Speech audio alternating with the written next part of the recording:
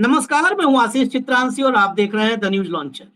एक खास शो हम लेकर के आए हैं। पत्रकारिता पर जो अटैक हुआ है, बड़ा हमला हुआ है बिहार में, जुबान बंद करवाने की कोशिश, जमीन की सच्चाई लाने वाले पत्रकारों की जुबान बंद करवाने की साजिश।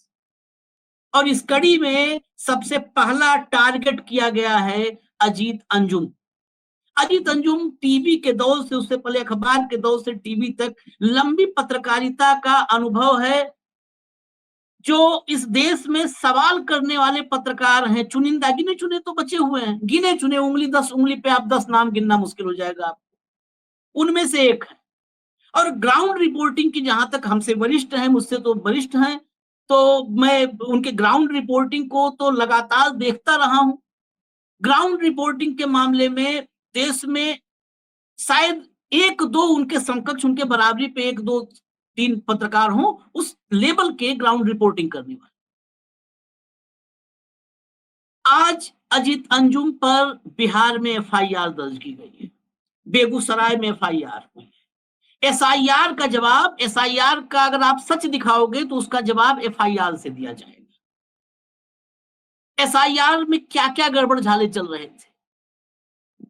पहले पत्रकार, पहले ग्राउंड पर रिपोर्टिंग करने वाले ऐसे पत्रकार जिन्होंने सब कुछ बेनकाब कर दिया। चुनाव आयोग का एसआईआर जब सुप्रीम कोर्ट में है, उस वक्त अजीत अंजुम ने तमाम ऐसे सबूत इकट्ठा कर दिए कि अगली सुनवाई में सुप्रीम कोर्ट में चुनाव आयोग का मुंह दिखाना मुश्किल हो जाता। क्या इसीलिए एफआईआर की गई है? और मैं खुलेआम, मतलब पब्लिक डोमेन में न्यूज लॉन्चर के मंच से ऐलान करता हूं कि न्यूज लॉन्चर पूरी तरह से एफआईआर करना हो तो कर दो, नाम पता सब मेरा मालूम है सबको, नहीं पता तो भिजवा देता हूं।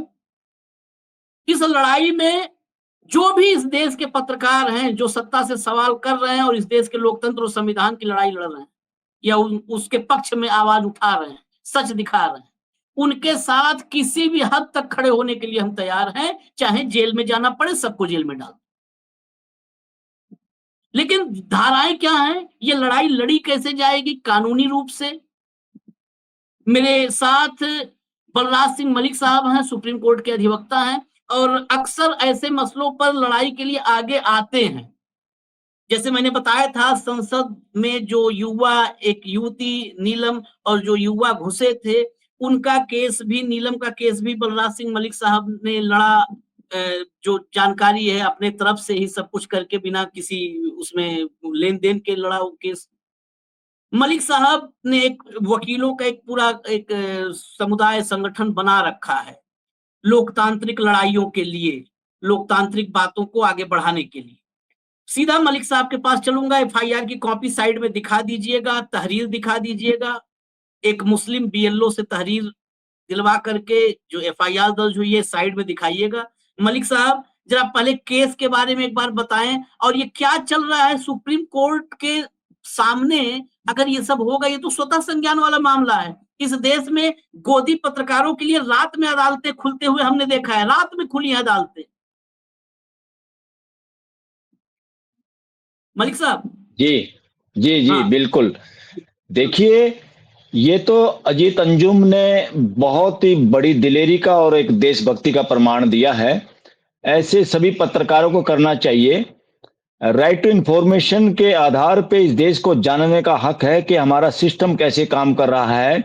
राइट टू इंफॉर्मेशन को इन्होंने धराशायी कर दिया है, इतना बेहुदा बना दिया उसको कि इंफॉर्मेशन लेते लेते आदमी थक जाता है। जो इंफॉर्मेशन मिलती नहीं, अपील पे दलील, दलील अपील, और इस तरह के माहौल में उलझा दिया राइट टू इंफॉर्मेशन एक्ट। और जिन लोगों को काम करना चाहिए, अजीत अंजुम ने एक सिटीजन के तहत, एक सिटीजन की जो फंडामेंटल ड्यूटी है इस देश के अंदर, संवैधानिक ड्यूटी है, उसके हिसाब से काम किया है।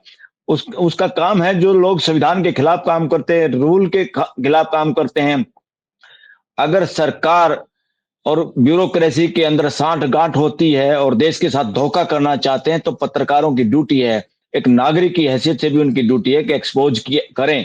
अजीत अंजुम ने वही काम किया है कि इंडियन सिटीजन की भूमिका में एक पत्रकार ने अपनी ड्यूटी पूरी की है। इसको अप्रिशिएट करना चाहिए, इसको इनाम देना चाहिए ऐसे पत्रकार को। और हम तो अपने वकीलों की संस्था की तरफ से इनाम देंगे ऐसे पत्रकारों को, सुप्रीम कोर्ट के सामने ही, सुप्रीम कोर्ट के प्रांगण में देंगे बुलाकर। और ये बहुत जरूरी है, ऐसे लोगों का मनोबल बढ़ाना। हमारी संस्था सुप्रीम कोर्ट लॉयर्स फोरम हमेशा ऐसे सभी साथियों के साथ कंधे से कंधा मिला के खड़ी है, और इन सब ऐसे सब लोगों की जो देश की आवाज बन रहे हैं, उनकी आवाज उठाने के लिए, उनके फंडामेंटल राइट की सुरक्षा के लिए, उसको बचाने के लिए हम इसको अपनी ड्यूटी मानते हैं, और वो ड्यूटी हम करेंगे, किसी के लिए भी करेंगे, देश के हर नागरिक के लिए। और देश को संविधान के हिसाब से देश चले, उसमें कोई कोताही ना करें, कोई उसमें बदमाशी ना करे, कोई इसमें गड़बड़ झाला ना करे, उसके लिए हम लगातार हर उस साथी के साथ खड़े हैं जो इसमें प्रयासरत है, और हर नागरिक की ये ड्यूटी है। जरा मैं तहरीर दिखा देता हूं, तहरीर जरा दिखाइए, जो तहरीर गई है। हाँ, ये तहरीर जरा देखिएगा। सेवा में थाना प्रभारी महोदय बलिया, विषय यूट्यूबर अजीत अंजुम उनके सहयोगी एवं कैमरामैन द्वारा अनाधिकृत रूप से प्रखंड सभागार बलिया में प्रवेश कर सरकारी कार्य में बाधा डालने के संबंध में। इसको गौर से समझिएगा। अगर ऐसी तहरीरें ली गई या स्क्रिप्ट के तहत एक जो है ड्राफ्ट करवा करके फंसाने की साजिश हुई, फ्रेम किया गया, तो इस देश में पत्रकारिता को प्रतिबंधित कर देना चाहिए। आगे पढ़िए, देखिए। महाशय, मैं मोहम्मद अंसारुल हक, बीएलओ, भाग संख्या 16-145, साहेबपुर कमाल विधानसभा निर्वाचन क्षेत्र, दिनांक 12/7/2025 को प्रखंड सभागार बलिया में गणना प्रपत्र प्रारूप को बीएलओ ऐप से अपलोड कर रहा था। लगभग सुबह 9:30 बजे यूट्यूबर अजीत अंजुम, उनके सहयोगी एवं कैमरामैन अनाधिकृत रूप से सभागार में प्रवेश कर हमसे सवाल जवाब करने लगे कि आपके बूथ में कितने मतदाता हैं और कितने को प्रपत्र दिए, कितने का वापस प्राप्त किया, आपके बूथ में कितने मुस्लिम मतदाता हैं, कितने मतदाता ने फॉर्म के साथ पेपर जमा किया। मैंने बताया कि मेरे बूथ में 1020 मतदाता हैं, मैंने सभी को फॉर्म बांट दिया, पुनः पेपर के साथ प्राप्त कर लिया है। यूट्यूबर अजीत अंजुम का फोकस इस बात पर था कि मुस्लिम मतदाता को परेशान किया जा रहा है, जो कि सरासर गलत है। सरासर सब फैसला हो गया बीएलओ लेवल से। यूट्यूबर द्वारा 1 घंटा तक कार्य करने नहीं दिया गया, जिससे कार्य में काफी बाधा उत्पन्न हुई। अतः श्रीमान से अनुरोध है कि अजीत अंजुम यूट्यूबर एवं उनके अन्य सभी सहयोगी पर सरकारी कार्य में बाधा डालने तथा सांप्रदायिक द्वेष फैलाने से संबंधित सुसंगत धाराएं लगाते हुए प्राथमिकी दर्ज की जाए। नीचे ही फॉर्मेलिटी शुरू भी हो गई तत्काल। अब देखिए, गंभीर सवाल यह है कि आप रिपोर्टिंग करने जाओगे तो आप सामाजिक विद्वेष फैला रहे हो। इस देश में जितना पॉमेरियन मीडिया है, A to Z, अगर मैं नाम लेकर कहूं, देखो, मुकदमा और ये सबकी धमकी, ये सबसे डरने वाले हम नहीं है। ये जितना आज तक से कल तक परसों तक खुले हुए हैं, ये पूरे दिन पाकिस्तान जो चाहता है हमारे देश में दंगा फैलाना, सांप्रदायिक विभाजन करवाना, वो काम करते हैं। ये पहलगाम में ये रंगे हाथों पकड़े गए, पूरे देश में नफरत फैला रहे थे। इन पर कोई मुकदमा नहीं होगा। कांग्रेस का दफ्तर तुर्की में खुलवा रहा था, एक है वो क्या नाम उसका, अर्णब गोस्वामी, उस पर एफआईआर दर्ज हुई तो अदालत ने, हाईकोर्ट ने उसको तुरंत रोक दिया कार्रवाई करने से। उसी पर पहले एक एफआईआर हुई थी, एक मामला आया तो रात में अदालत खुली, सुप्रीम कोर्ट खुला। सामान्य पत्रकार जो बिना ये खरबों का संसाधन के पत्रकारिता कर रहा है, जो जमीन की वो सच्चाई दिखाने की कोशिश कर रहा है, जिसे इस देश की ताकतवर और अहंकारी सरकार ने पूरी तरह ढकने की कोशिश की है, अगर वो सच दिखा रहा है तो उसको एफआईआर कर दो कि सरकारी कार्य में बाधा। और सरकारी कार्य में बाधा, अगर ये लॉजिक दिया गया तो इस देश में कोई भी पत्रकारिता कर नहीं पाएगा पॉमेरियनों के सिवाय, क्योंकि जाना पड़ेगा पूछने के लिए, दफ्तर में जाएंगे, अधिकारी से पूछेंगे, कर्मचारी से पूछेंगे। मलिक साहब, इस पे क्या इस पर कोई पिटीशन सुप्रीम कोर्ट में डाली जा सकती है? सुप्रीम कोर्ट तो आजकल, अब क्या बोले, फिर वहां पर अवमानना में हम जाएंगे, फंसेंगे। हम तो चारों तरफ से इस एफआईआर की क्वेश्चन के लिए लोग आ सकते हैं, हाई कोर्ट, सुप्रीम कोर्ट आ सकते हैं कि गलत है, जो काम तुम्हें करना चाहिए तुम कर नहीं रहे, तुम चोरी चकारी कर रहे हो, तुम्हारी चोरी चकारी बताने की ड्यूटी एक जागरूक नागरिक की है, एक पत्रकार की है, और उसको तुम उल्टा उसी को क्रिमिनल ब्रीच ऑफ ट्रस्ट उसी को कह रहे हो, सरकारी आदेश की उल्लंघना कर रहे हैं। अरे कौन सा काम कर रहे थे आप क्या अंदर से जासूसी कर रहे थे क्या? आप पब्लिक डोमेन में काम कर रहे हैं, आपको तो वहां सबको बताना चाहिए। और बल्कि लगा के पर्दा लगा के शीशा लगा के बैठ के ट्रांसपेरेंसी से काम करना चाहिए, कैमरे लगाने चाहिए कि हम सब कुछ ट्रांसपेरेंट काम कर रहे हैं, देश को अवेलेबल होना चाहिए। आप बिना साइन के बिना पूरा फॉर्म भरे और एक कॉपी आपने जो रिसीट देनी चाहिए थी लोगों को दी नहीं है, अगर उसका सर्वे हो जाए तो सारे बीएलओ ये सस्पेंड करने पड़ेंगे, हटाने पड़ेंगे नौकरियों से। इन्होंने मजाक बना रखा है। और इलेक्शन कमीशन बना ठेकेदार फ्री एंड फेयर इलेक्शन का, जो खुद फ्री एंड फेयर तरीके से जिनकी अपॉइंटमेंट नहीं हुई वो ठेकेदार बने हुए हैं फ्री एंड फेयर इलेक्शन के। और वो एन 11th आवर पे सुप्रीम कोर्ट को स्टे करना चाहिए था नॉनसेंस फैसला इनका। बिकॉज क्यों करना चाहिए था भाई? आप आधार दिखाइए, सबसे पहले आप फाइल लेके आइए, बताइए कितने विदेशी लोगों की वोटों की शिकायत आई है या किसने ऊपर कार्रवाई की है, क्या कारण है आपको इतना इमरजेंसी में इतने कम समय में इतनी गहन निरीक्षण आपको करना पड़ रहा? सरकारी कामकाज का पीछे किसी के बाप की मर्जी नहीं है, हर एक की, चाहे देश का प्राइम मिनिस्टर भी हो, ड्यूटी बाउंड है। जहां वो साइन करता है या राष्ट्रपति जहां साइन करता है इस देश का, उपराष्ट्रपति साइन करता है, स्पीकर करता है, और रीजन देना होता है। अगर आप रीजन नहीं दे रहे, उसमें ट्रांसपेरेंट नहीं है, तो आप डेमोक्रेसी के विरोधी हैं, आप दुश्मन लोग हैं, आप गलत आदमी गलत सही जगह पे बैठ गए हैं। तो ये अजीत अंजुम ने तो काम किया है, इलेक्शन कमीशन ने तो रिकमेंड करना चाहिए उसके लिए भारत रत्न। और किसको रत्न बनाओगे? जो इस देश के लोगों के डेमोक्रेटिक राइट के लिए उसका एक्सपोज कर रहा, नंगा कर रहा है, जो अपने आप में ठेकेदार बन रहे हैं फ्री एंड फेयर इलेक्शन के, वो बेहुदगियां कर रहे हैं। कितने लोगों की वोटें कटेंगी, कितनी शरारत होगी। अरे उसने तो एक्सपोज किया, एफआईआर तो उनकी दर्ज होनी चाहिए थी। एकदम ये कहना चाहिए था कि पब्लिक के नुमाइंदे, जनप्रतिनिधि, लोकल लेवल पे जो पार्षद हैं, जो सरपंच हैं, पंच हैं, उनकी ड्यूटी लगाते, उनको ऑफर करती सरकार कि आप लोगों की ड्यूटी है, देखिए सरकारी कर्मचारी सही काम कर रहे हैं कि नहीं कर रहे हैं। कौन है सरकारी कर्मचारियों का डॉन? कौन बनना चाहते हैं इसमें राजा? सरकारी कर्मचारी सेवक है देश के, और देश की जनता मालिक है, और जनता का एक हिस्सा एक पत्रकार है। उसने अपनी ड्यूटी की है, उसने कोई क्रिमिनल ब्रीच ऑफ ट्रस्ट नहीं किया।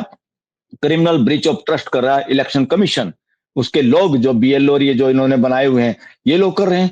और आप इतने ज्यादा गुंडई पे उतर आए, अंग्रेजों से भी ज्यादा आगे निकल गए आप, कि आदमी आपकी बात को एक्सपोज करता है, उसको अप्रिशिएट करने के बजाय उसको उसका मुंह दबाना चाहते हैं।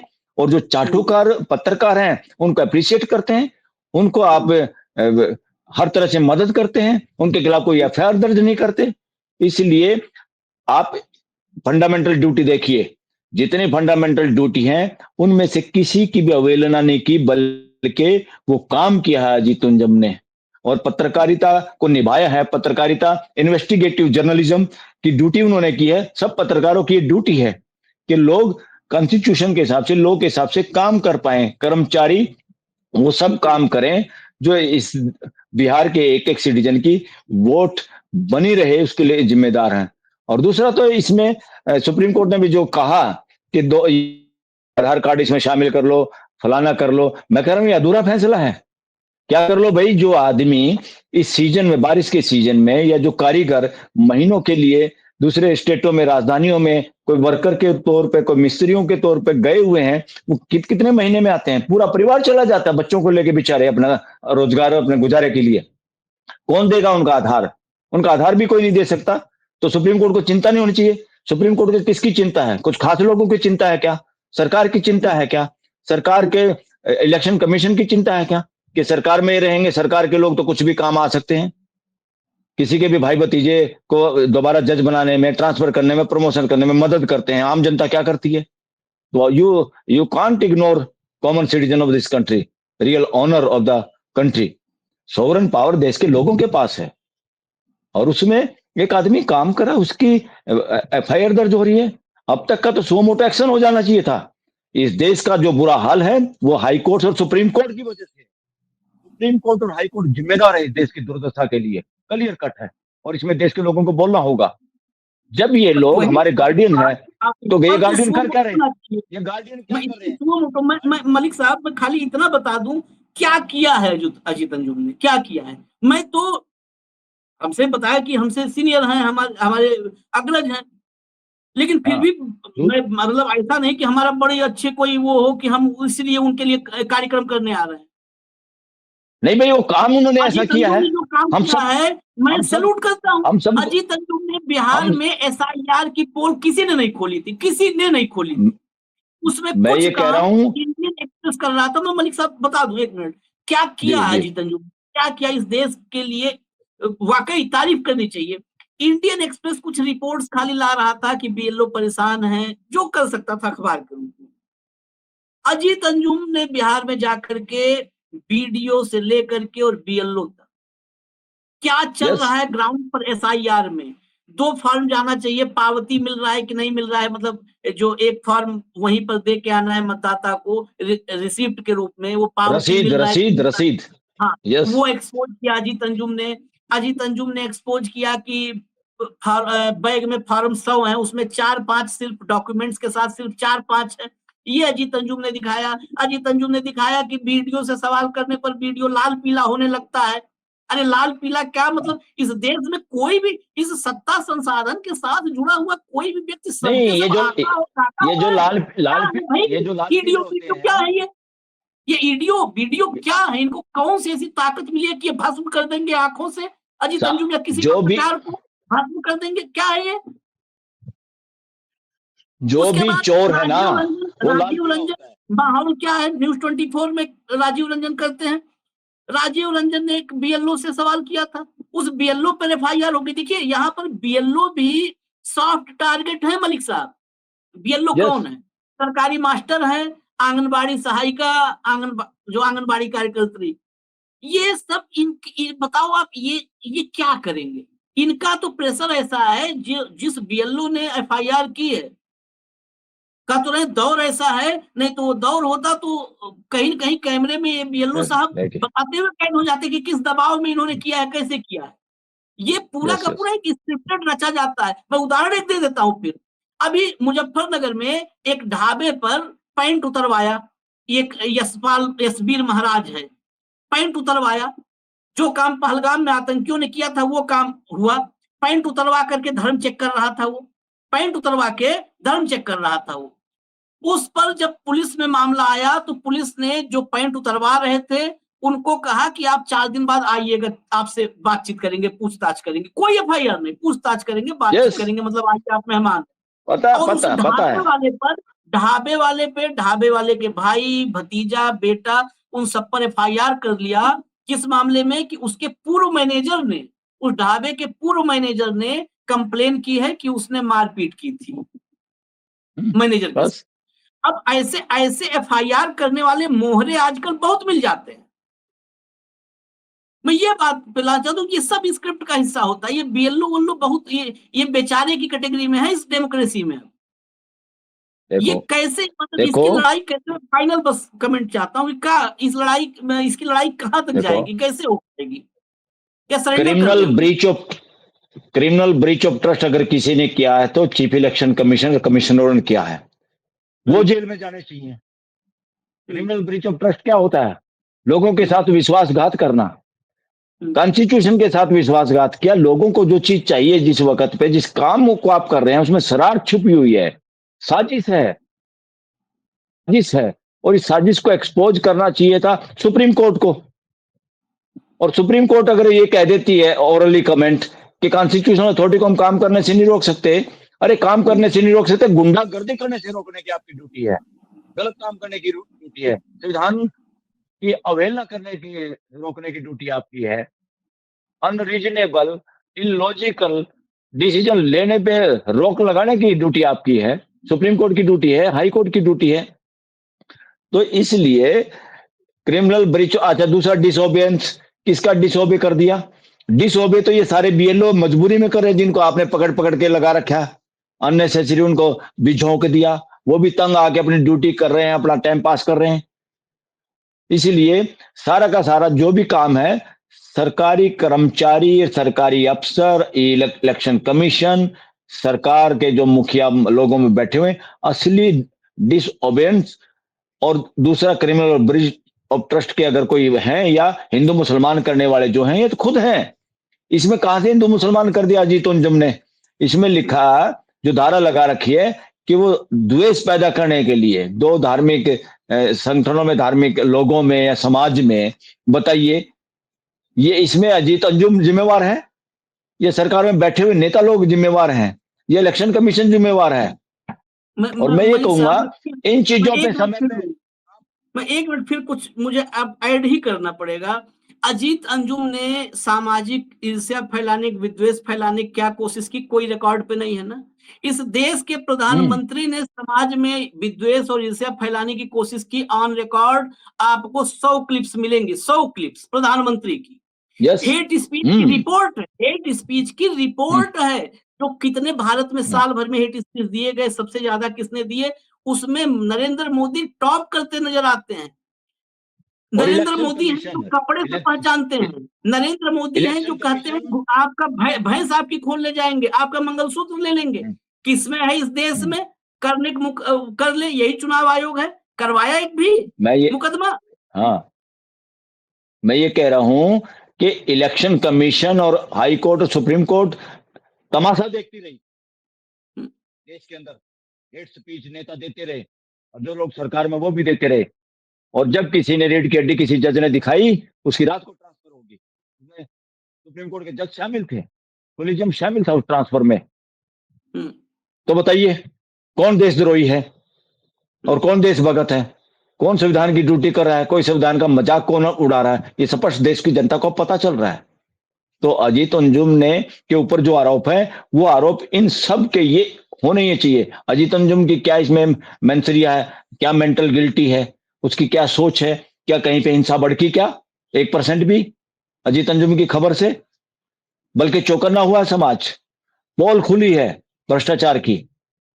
तो अजीत अंजुम के ऊपर जो आरोप लगा रहे हैं, उल्टा चोर कोतवाल को डांटने वाली बात है ये। तो ये तमाशा, असल बात मेरे को बार बार एक ही आता है, इस देश के अंदर ब्यूरोक्रेसी, अफसरशाही या सिस्टम या सरकार में बैठे हुए लोग जिस नंगेपन के साथ देश के संविधान और कानून की धज्जियां उड़ा रहे हैं, उसके लिए 100% मेरे हिसाब से लॉ स्टूडेंट, हाई कोर्ट और सुप्रीम कोर्ट खासतौर पर जिम्मेवार है, छोटी अदालतों की बजाय, डिस्ट्रिक्ट कोर्ट की बजाय, क्योंकि ये कॉन्स्टिट्यूशनल ड्यूटी है इनकी, मर्जी नहीं है इनकी। अरे जिसका बस का नहीं काम है देश के संविधान को बचाने का, तो कम से कम रिटायर होकर जाओ, देश का पीछा छोड़ो, तनख्वाह लो। इसमें रीढ़ की हड्डी नहीं है। इतने सारे जज टोटल मिला के देख लो, हाई कोर्ट और सुप्रीम कोर्ट के, इतने ने देश के कैबिनेट मंत्री नहीं होंगे? ये सारे अगर दिल से संविधान की रक्षा करें तो किसी की मजाल है क्या? अजीत अंजुम जैसे हजारों पत्रकार पैदा हो जाएंगे अगर उनकी पीठ पे हाथ होगा कॉन्स्टिट्यूशनल कोर्ट का, संविधान की सुरक्षा का, फंडामेंटल राइट की सुरक्षा का सहारा। और ये जितनी बोलती बंद हो रही है देश में समाज की, जितना समाज में डर है, इसके लिए ज्यादा सीधी जिम्मेवार है इस देश की सुप्रीम कोर्ट और हाई कोर्ट्स। मैं तो इसलिए यही मलिक साहब, इस देश को अब इलेक्शन कमीशन के ऊपर उंगली उठाने के साथ साथ इस देश की हाई कोर्ट और सुप्रीम कोर्ट की निगरानी करनी पड़ेगी। नहीं, मैं तो एक ही निवेदन करूंगा कार्यक्रम के आखिर में कि आपका जो संगठन है अधिवक्ताओं का, कम से कम इसको मंगलवार है किसी भी एक एप्लीकेशन के जरिए ये मामला आना चाहिए। नहीं तो फिर तो देश में कोई व्यवस्था ही नहीं रह जाएगी। नहीं इस नहीं, पर कम से बिल्कुल कम बिल्कुल, कोई हम कोशिश करेंगे। हम अपने फोरम की तरफ से सुप्रीम कोर्ट को, चीफ जस्टिस को लिखेंगे कि ये मजाक बना बिल्कुल, रखा है, हाँ, ये चोरी करते हैं, सीना जोरी करते हैं, और चोर कोतवाल को डांट रहा है। नहीं नहीं, ये बिल्कुल ये निवेदन है हमारा, ये करिएगा। और कल हाँ, अगर ये आप कि एप्लीकेशन एक ये सीजीआई को मूव करते हैं तो इसको तत्काल आप भेजिएगा। कम से कम हम इस देश के जनता के बीच में रखें कि डरने की जरूरत नहीं है, सवाल करने की जरूरत बिल्कुल, है, डरने की जरूरत नहीं है, बिल सवाल करने की जरूरत। अरे और डरना चोरों को चाहिए, डरना भ्रष्टाचारियों को डरना चाहिए, डरना जो संविधान के खिलाफ काम कर रहे हैं उनको डरना चाहिए, डरना उनको चाहिए जो समय पे न्याय नहीं दे रहे देश को, डरना उनको चाहिए जो संविधान के अनुसार अपनी ड्यूटी नहीं कर रहे। देश को डरने की कहां जरूरत है? देश, जनता, 140-45 करोड़ लोग मालिक हैं, अपनी हैसियत को पहचानिए और उस हिसाब से आवाज उठाइए और संगठित रहिए और भाईचारा कायम रखिए। बिल्कुल, धन्यवाद मलिक साहब। चलते चलते मैं फिर एक बार बिल्कुल जी, स्पष्ट शब्दों में कह दूं, न्यूज लॉन्चर निजी तौर पर मैं या अशोक वानखेड़े जी, जितने भी मेरे अग्रज हैं, मेरे अनुज हैं या मेरे साथी पत्रकार हैं, जो संविधान और लोकतंत्र के हित में सरकार से, सिस्टम से सवाल कर रहे हैं या सिस्टम के नकारापन को एक्सपोज कर रहे हैं, साजिशों को एक्सपोज कर रहे हैं, किसी भी परिस्थिति में, हर परिस्थिति में, किसी भी परिस्थिति में हम साथ हैं, साथ रहेंगे, साथ चलेंगे और संविधान और लोकतंत्र के लिए जहां खड़ा होना होगा वहां खड़े होंगे। बहुत बहुत धन्यवाद मलिक साहब, बहुत बहुत धन्यवाद। कल हम आपसे अपडेट जी लेंगे। नमस्कार। जी।